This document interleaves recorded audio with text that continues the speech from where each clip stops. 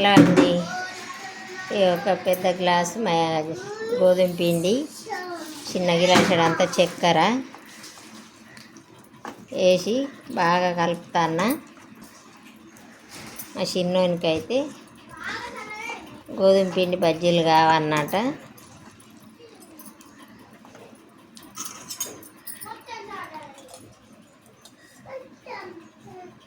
ఒక చెంచాడంతా పెరుగు,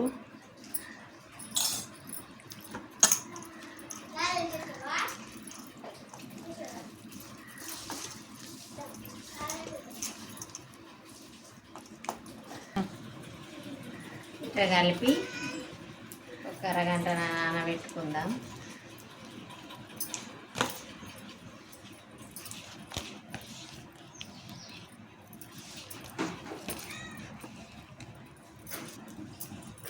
చిన్నపిల్లలు ఏమన్నా కావాలని అడిగితే అప్పటిదప్పుడు ఇంట్లో చేసి ఇవ్వడానికి ఈ ప్లాన్. నేనైతే మావాడు ఏడిచిందంటే ఏదో ఒకటి